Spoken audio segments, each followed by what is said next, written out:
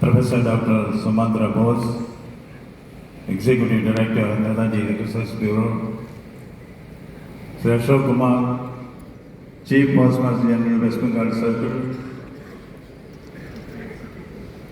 Padma Shri Awardee, Srimati Mamata Shankar, eminent actors and dancer, Sri Rajesh Kumar Bagri, Secretary General, Philately Congress of India, Sri Madhukar Jagavanka, President-elect, Philately Congress of India, my very dear colleagues from the Postal Department, and my dear students. I am delighted to be here for a variety of reasons. First of all, I see my mother here. My mother left us for the heavenly abode a few decades back, but I can feel her presence here. My dear mother was a post mistress. Whenever there is a meeting in the postal department, I feel it is homecoming for me.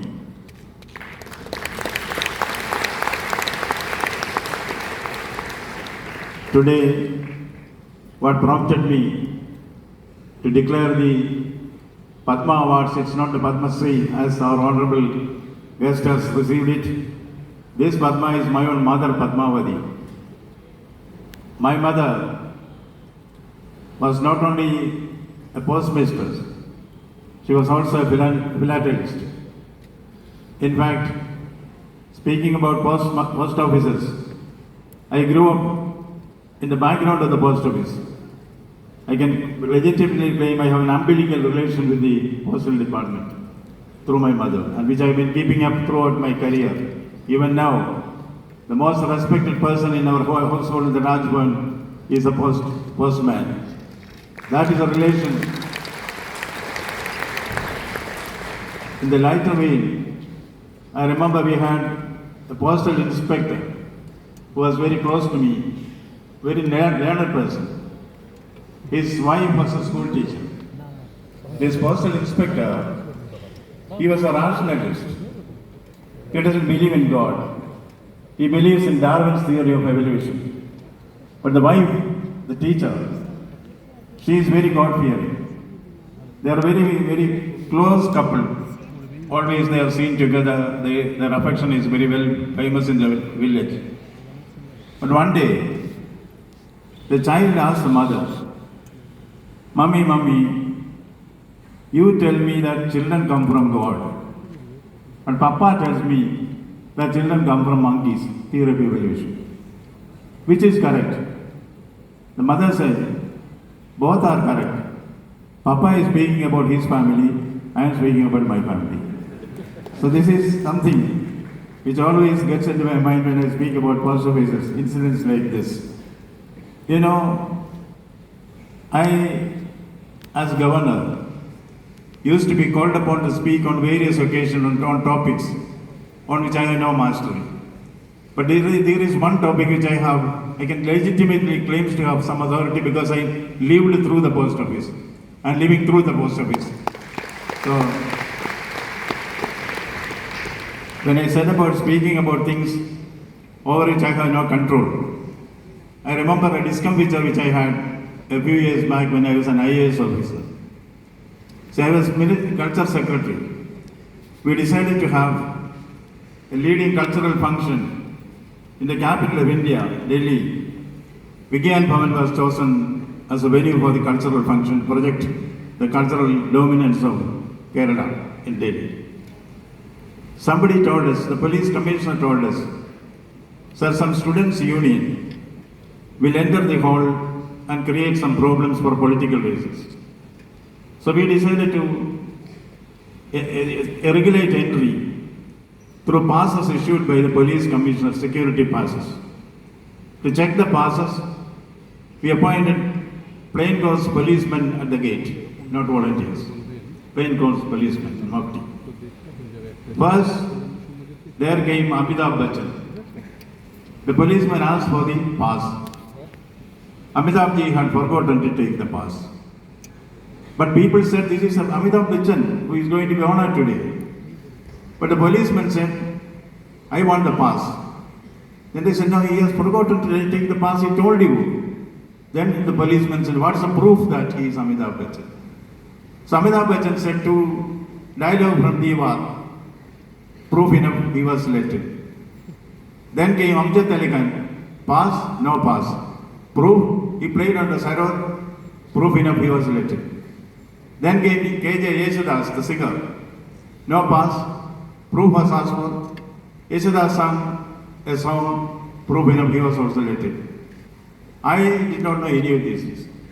I suddenly came to the auditorium in a white ambassador car with a red beacon light. At that time, anybody could use the beacon light. I suddenly barged into the hall. The policeman stopped me. He said, sir, pass. The typical IAS arrogance, I told him, pass? For me? Sir, everybody should have a pass. I am the culture secretary. How dare you ask me for a pass? The policeman told me politely, sir, I did not deny that you are the culture secretary, but a pass is required, otherwise proof is required. I got wild again. Pass, proof for me, the culture secretary. Then he told me, sir, it's not like that. Amitabh Bachchan came here, Amjad Ali Khan came here, Yesudas came here. They did not have a pass, but they gave proof. I again got wild. Amitabh Bachchan, Amjad Ali Khan, Yesudas, who are these guys? Typical IAS arrogance. Then the policeman said, sir, you do not know these people? Why should I know them? Then the policeman said, no more proof is required. You are the culture secretary.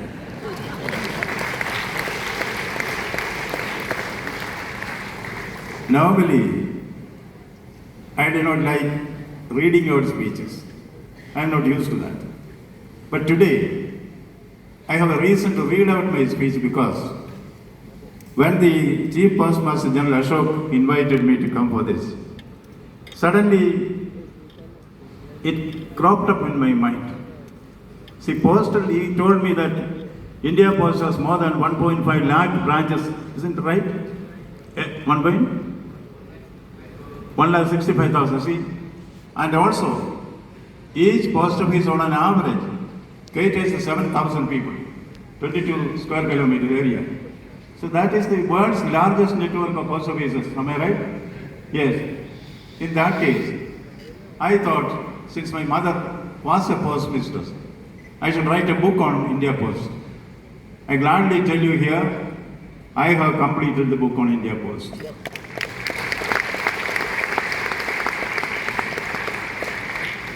One chapter in the book happens to be on philately.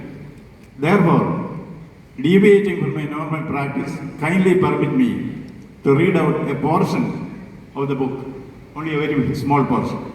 That is about philately. My mother loved stamps. She loved their colors. She loved their designs. She loved their stories. She said stamps were not pieces of paper. She said stamps were history in small form. She said stamps were art that anyone could hold in hand. She wanted her children to love stamps too. She told us to collect them. She gave us old envelopes. She showed us how to soak stamps in water. She showed us how to dry them. She showed us how to keep them flat. She showed us how to paste them into an album. My first stamp was from Ceylon. It had a picture of a king, I don't know which king. It was green in color. I remember the smell of wet paper when I soaked it. I remember the thrill when I placed it in the album. It was a small thing, but for me, it was a treasure. My brothers too started collecting. We compared our stamps, we argued, we traded, sometimes we fought, but more often we shared. We were proud of each new piece of stamp. My mother guided us. She said, do not spoil the edges, do not paste carelessly. Each stamp must be respected. She gave us envelopes from the office. She gave us stamps from friends. She built our interest slowly. Our village had two men who were experts in stamp collection. They were not officials, they were not teachers, but they loved philately. They had large albums, they had knowledge, they had patience. We often visited them. We carried our small albums. We showed them our few stamps, new stamps. They showed us hundreds. They explained. They said, this is one which is rare. This one is from another colony. This one is first issue. Our collection grew. We collected Indian stamps. We collected foreign stamps. Some came in letters from the relatives. Some came from friends. Some came in exchanges. One stamp told us about Gandhi. Another told us about Nehru. Another told us about the Himalayas. Another told us about dams. Another told us about satellites. A stamp which was on the Himalayas. Our local teacher told me something which I still remember. You know, I was in the IAS, when we all are in the IAS Academy in Missouri. For 8 years I was there as a teacher and also as a trainee. I thought the Himalaya is nothing but a geographical phenomenon, isn't it? But what Kalidasa said, Astitarasyam disi devadatma, about Himalayas. Astitarasyam disi devadatma, Himalayo nama nagati raja, Purvabaro toyanati vagakya, Stida pradibhyam eva manadanda. See, like a measuring rod lies between two oceans, the mighty god Himalaya. That is called esemplastic imagination. This is something which I explained when I saw a stamp on the Himalayas. The stamp is a great teacher. Throw away your books and come with me to nature. Nature is a great teacher, said William Wordsworth. A stamp also shows us the same way. My access to Kalidasa was through a stamp. Yes, a stamp is a great teacher. The two experts in our village, they became our mentors. They corrected our errors. They praised our effort. They gave us rare pieces when they saw our seriousness. They told us stories about famous philatelists. They made us dream. Another time, they showed us a cover from the time of independence. I think it was presented here also, the tricolor, the first stamp which India. Yes, thank you so much. See, you are connecting me to my childhood days. I said it's right there. As G. Pastor Ashok has given it to us. See, it's a small world. We all stand connected. Stamp connects people. Did you know that? A stamp connects people of ages together. At another time, they showed us a cover from the time of independence. It had the first Indian stamps. It had the tricolor. It was history in hand. It gave us gooseberry. Our mother watched us. She smiled. She was happy that her sons were learning. She was happy that her hobby became ours too. Years passed. Our albums grew thick. They carried out childhood in them. They carried our dreams in them. Philately also gave me lessons for later life. It taught me patience. You know, I need a lot of patience in my job as governor. Stamps taught me patience. Yes. It taught me detail. It taught me that small things can hold big meaning. It taught me that culture can hide in simple forms. My mother's legacy continues through this. She taught me to love stamps. She taught me to love knowledge. She taught me to share with others. When I open an old album, I still feel my mother's presence there. I see her hand guiding me. I hear her voice teaching me. I feel her spirit in each page. Yes, my mother knew very much about stamp collection. She lived this. She passed it on to us. And, you know, especially in history, stamps give us curiosity. Stamps expose us to history. I remember about a story which was told by the local postmaster who came after my mother. When a stamp had Chandragupta Maurya in that, then he told me, Chandragupta Maurya learned the lessons of warfare, not from the Indian military school, nor from the Sandhurst Academy, nor from Northwood. He drew the military strategy from the widow's kitchen. You know, this is the rest is history. In the battle, the young prince was routed. He ran away from the battlefield along with his guru.